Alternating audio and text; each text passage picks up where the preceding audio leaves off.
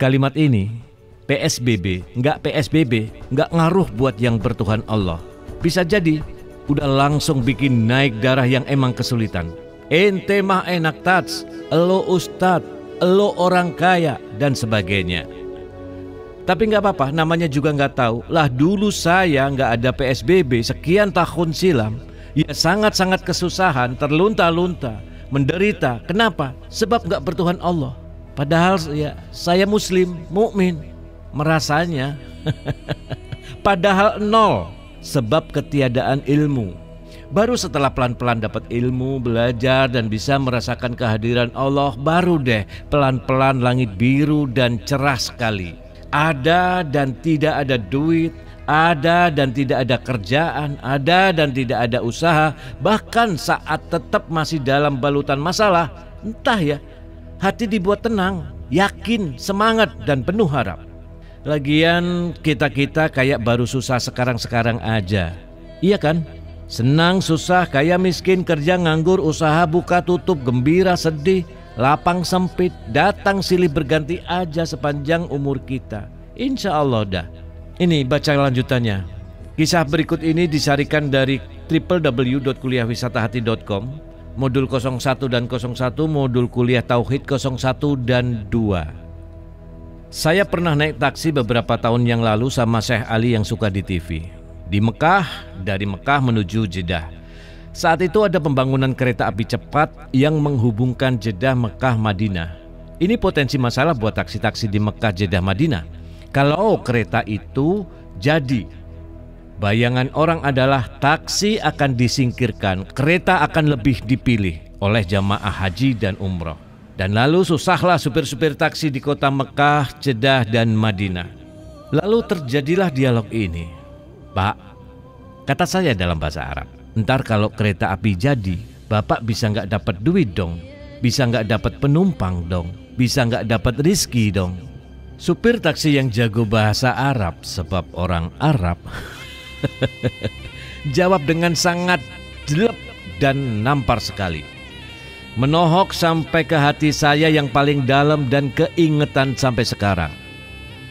Supir taksi itu mengatakan, Tuhan saya bukan taksi yang seolah jadi Tuhan bahwa taksilah pendatang rizki buat saya. Tuhan saya juga bukan kereta yang seolah jadi Tuhan yang bisa menghalangi rizki saya. Tuhan saya adalah Allah, taksi ini hanya ibadah saya, ibadah nyari rizki. Kalau Allah mau, 1000 kereta nggak akan menghalangi saya mencari dan mendapatkan rizki. Dan 1000 taksi nggak akan bikin saya bisa punya rizki jika Allah juga udah maunya begitu. Tugas kita hanya mengimani Allah, meyakininya, dan bekerja sebaik-baiknya dengan tidak melupakan ibadah. Itu saja.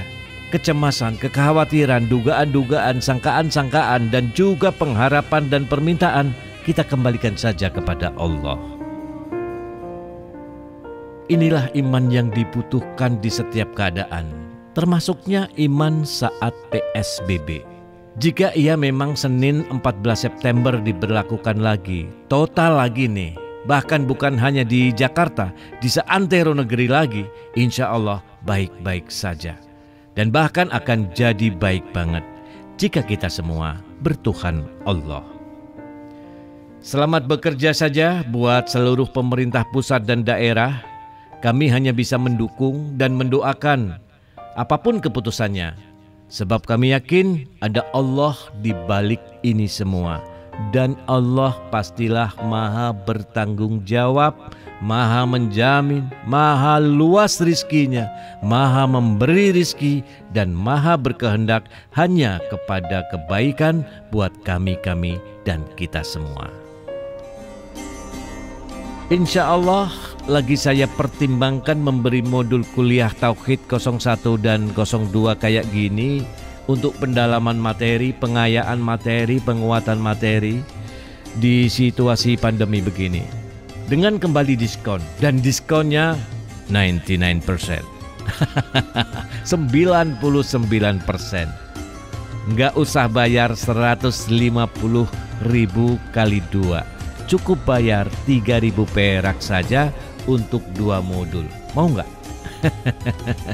Toh uangnya buat sedekah. Anggap aja sedekah ke kawan-kawan sendiri. Subhanallah walhamdulillah.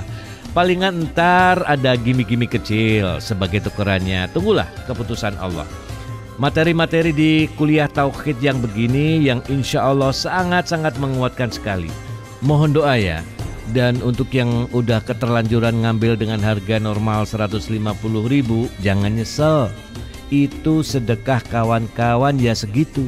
Sebagaimana niat kita semua mendukung dunia tahfiz, Quran, sunnah, dakwah, dan pendidikan.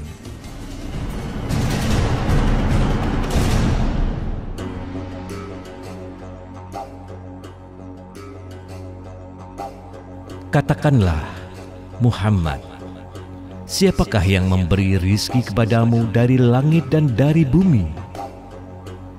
Katakanlah, Allah. Dan sesungguhnya kami atau kamu, orang-orang musyrik, pasti berada dalam kebenaran atau dalam kesesatan yang nyata. Katakanlah, Muhammad, siapakah yang memberi rizki kepadamu dari langit dan bumi? Atau siapakah yang kuasa menciptakan pendengaran dan penglihatan? Dan siapakah yang mengeluarkan yang hidup dari yang mati? Dan mengeluarkan yang mati dari yang hidup? Dan siapakah yang mengatur segala urusan?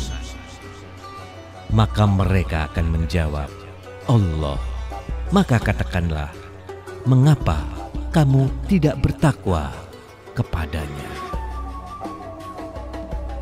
Atau siapakah yang dapat memberimu rizki jika dia menahan rizkinya? Bahkan mereka terus-menerus dalam kesombongan dan menjauhkan diri dari kebenaran. Wahai manusia, ingatlah akan nikmat Allah kepadamu. Adakah pencipta selain Allah yang dapat memberikan rizki kepadamu dari langit dan bumi? Tidak ada Tuhan selain Dia. Maka mengapa engkau berpaling dari ketauhidan? Bukankah Dia, Allah, yang menciptakan makhluk dari permulaannya, kemudian mengulanginya lagi, dan yang memberikan rizki kepadamu dari langit dan bumi? Apakah di samping Allah ada Tuhan yang lain? Katakanlah, kemukakanlah bukti kebenaranmu jika kamu orang yang benar.